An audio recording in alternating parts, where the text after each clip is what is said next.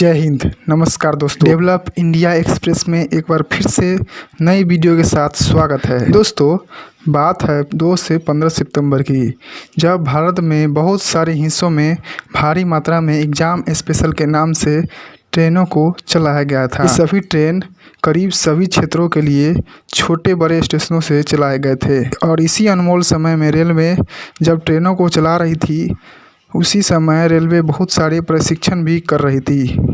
इसमें से बहुत सारा ट्रायल भी सफल रहा। इसी में से एक ट्रायल बेसिस पर चलाया गया दरभंगा दानापुर ट्रेन भी शामिल था।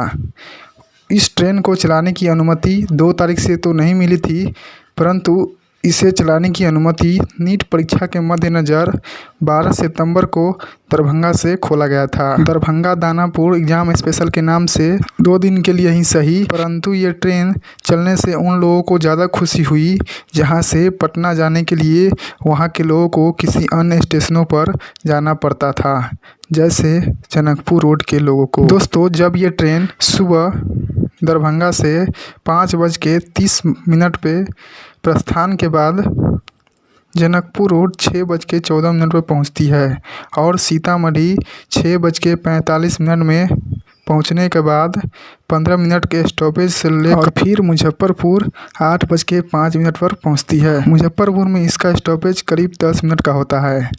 फिर हाजीपुर 9:10 पर पहुंचने के बाद 10:30 में दानापुर पहुंच जाती है। ये ट्रेन फिर वापसी में शाम के 6:10 में दानापुर से चलने के बाद गंगा में रात को 11:30 पर पहुंचा देती है। ये ट्रेन करीब 210 किलोमीटर की पूरी यात्रा करीब 5 घंटे में पूरी कर लेती है। दोस्तों, ये तो हो गई इस स्पेशल ट्रेन का विवरण।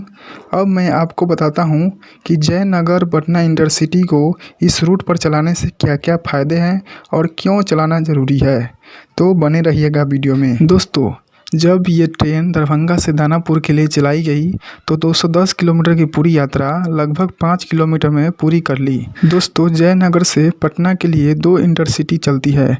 एक जयनगर से चलने के बाद दरभंगा, समस्तीपुर, बरौनी, मोकामा होते हुए राजेंद्र नगर टर्मिनल को जाती है और दूसरी जयनगर से खुलने के बाद दरभंगा, समस्तीपुर, मुजफ्फरपुर, पाटलिपुत्र होते हुए पटना तक जाती है। यहाँ पर आपको एक चीज़ कॉमन दिख रहा होगा कि जब जयनगर से किसी भी ट्रेन को चलाया जाता है तो वाया समस्तीपुर होकर ही चलाया जाता है।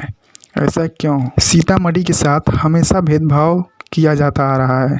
यदि कोई यात्री जनकपुर रोड से किसी बड़े शहरों के लिए जाना चाहे तो उसे कोई भी ट्रेनें हाथ नहीं लगती, उन्हें दरभंगा ही जाना पड़ता है।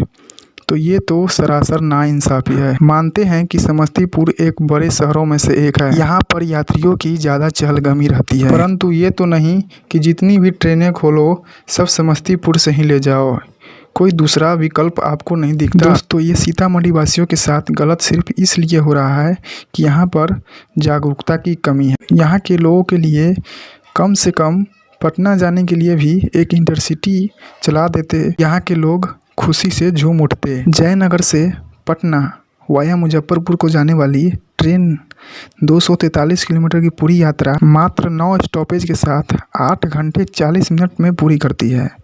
वहीं जब ये ट्रेन दरभंगा से चलती है तो 175 किलोमीटर की पूरी यात्रा करीब 7 घंटे 10 मिनट में पूरी करती है। वहीं दूसरी तरफ हम बात करें दरभंगा दानापुर एग्ज़ाम स्पेशल की, तो ये ट्रेन 210 किलोमीटर की पूरी यात्रा 15 स्टॉपेज लेकर के मात्र 5 घंटे में अपनी यात्रा पूरी कर लेती। तो आप इस अंतर को समझ सकते हैं, खास करके स्टॉपेज और टाइम में। दोस्तों, एक इंटरसिटी वाया जनकपुर रोड होकर चलना ही चाहिए, क्योंकि ये बहुत ज़रूरी है। यहाँ के लोगों को पटना जाने में काफ़ी दिक्कत का सामना करना पड़ता है। आइए अब आपको फ़ायदे की बात बताते हैं, जो रेलवे को इससे काफ़ी फ़ायदे हो सकते हैं। समस्तीपुर होकर पहले से ही इतनी ट्रेनें मौजूद है कि कुछ ट्रेनें तो ऐसे ही खाली चल पड़ती है। इससे रेलवे को ही नुकसान हो रहा है। इस रूट के व्यस्त होने के कारण कई ट्रेनें काफ़ी लेट रहती है।